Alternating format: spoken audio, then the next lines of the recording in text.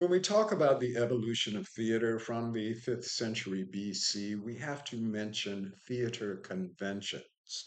As we look at Greek tragic theater, we recognize two theater conventions. The first is the skena, or the scene house. As it evolved, originally it was just a hut or a tent, but in the theater of Dionysus, the skena was a formalized structure. It was a facade that never changed, and it served as the backdrop for all of the tragedies that were performed during the festival.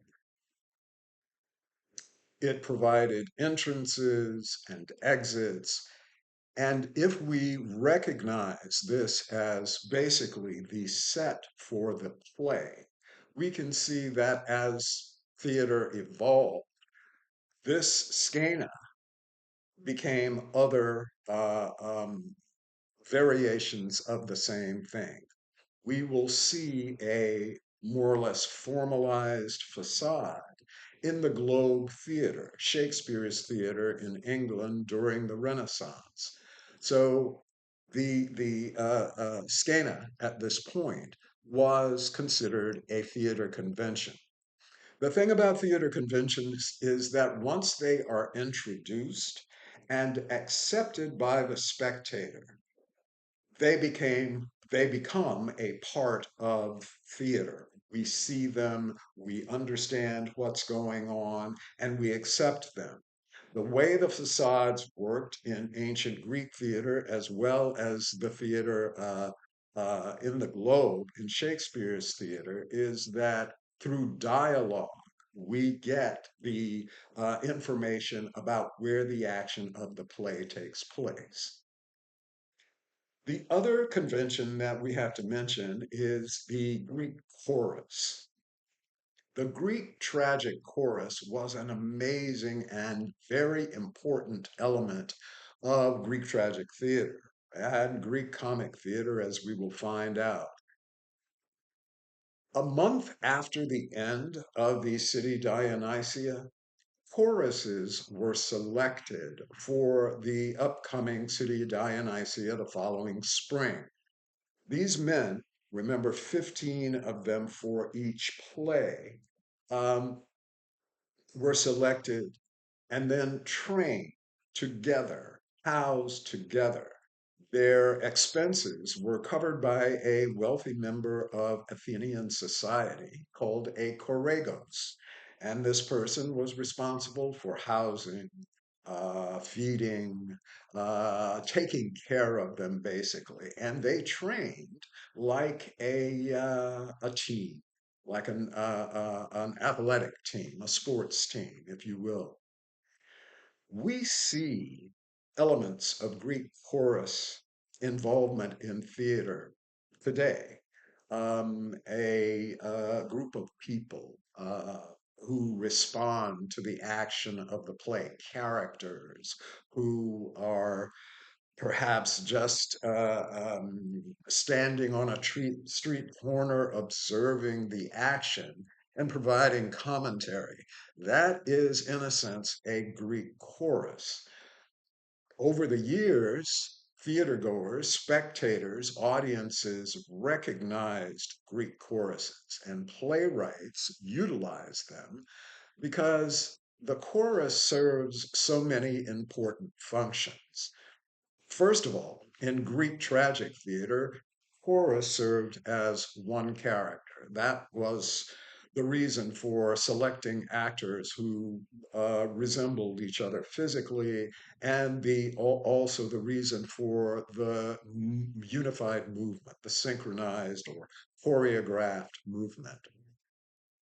Choruses in Greek theater became the ideal spectator because they responded to the action of the play in what was the playwright's expectation. The playwrights hoped that audiences would respond in this way. It's almost like a way of encouraging that type of response during the performance because the chorus is responding that way. Choruses also provided movement and music and spectacle. Remember, filling that large space was extremely challenging, and providing that interest is another function of the chorus. In performance, costuming during these performances, during the city Dionysians, tragedies, or comedies, were basic, but it's important to note that all of the performers, remember we had four categories of performers, the three actors who were responsible for portraying the main characters, the 15-member chorus, the musician, and the supernumeraries or actors. All of them, with the exception of the musician, wore masks. And these masks had several functions. First of all, the ability to change from one character to another was certainly aided by their ability to take one mask off and put another one on. Also consider that all of the performers in Greek tragic theater were men.